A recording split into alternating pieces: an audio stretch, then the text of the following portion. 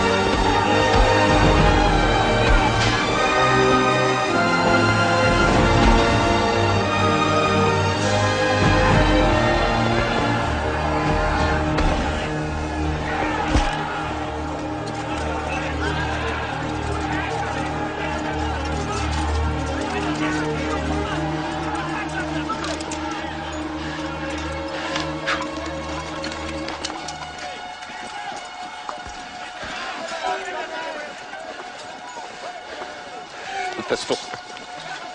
Your business, sir. Wait here.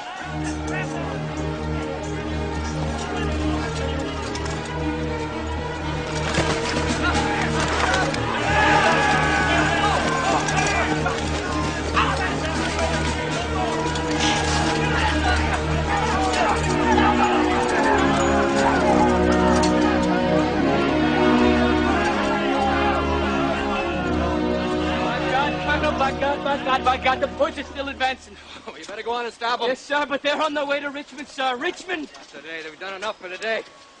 Lars, why don't you meet this fellow from Alabama?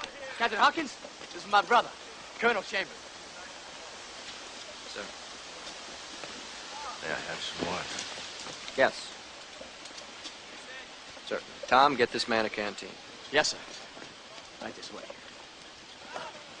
With the victory of the 20th Maine on the second day, Lee now launches a third attack, this time by Pickett's charge at the center of the Union lines.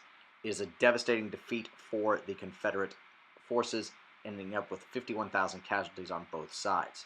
Same day that the Union wins at Gettysburg, Grant captures the last city on the Mississippi River, Vicksburg, in a siege that had been going on for months. This now totally gives the Union Army control of the Mississippi River and allows the Anaconda Plan to truly take shape. Grant had been really trying to break through the Confederate lines there, but it does fall on the 4th of July, 1863, and that's going to lead Grant to get a promotion we'll talk about later. In November of 1863, Lincoln travels to Gettysburg to dedicate the cemetery there, and his speech becomes probably the most famous in American history. 77 years ago, our fathers brought forth upon this continent a new nation, conceived in liberty and dedicated to the proposition that all men are created equal. Now we are engaged in a great civil war, testing whether that nation or any nation so conceived and so dedicated can long endure.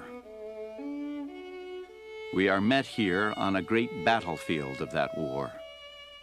We have come to dedicate a portion of it as a final resting place for those who here gave their lives that their nation might live. It is altogether fitting and proper that we should do this. But in a larger sense, we cannot dedicate, we cannot consecrate, we cannot hallow this ground. The brave men, living and dead, who struggled here have consecrated it far above our poor power to add or detract. The world will little note nor long remember what we say here, but can never forget what they did here. It is for us, the living, rather to be dedicated here to the unfinished work which they have thus far so nobly carried on. It is rather for us to be here dedicated to the great task remaining before us, that from these honored dead we take increased devotion to that cause for which they here gave the last full measure of devotion, that we here highly resolve that these dead shall not have died in vain, that this nation, under God, shall have a new birth of freedom, and that government of the people, by the people, for the people, shall not perish from the earth.